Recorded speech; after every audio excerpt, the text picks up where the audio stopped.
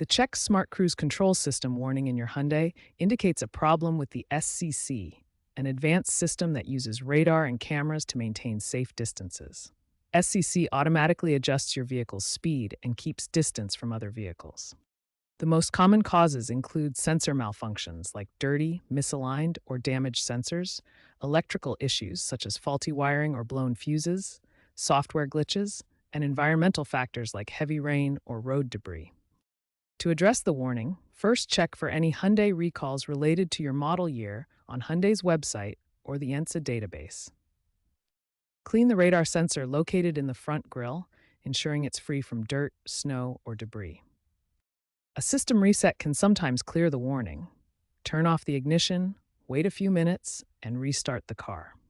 For software issues, check your infotainment system or Hyundai's app for over-the-air updates.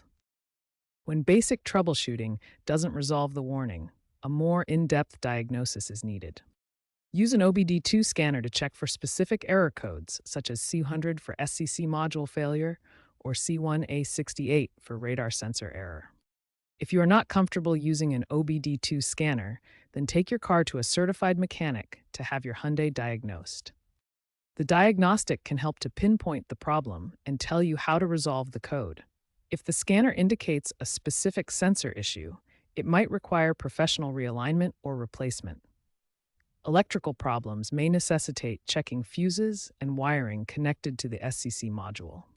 Software calibration, best performed at a Hyundai dealership using their Global Diagnostic System, GDS, can address more complex software glitches. Remember that the SCC is an assistance system and requires driver supervision. Ignoring persistent warnings can compromise safety, so consult a Hyundai dealership for thorough inspection and repair.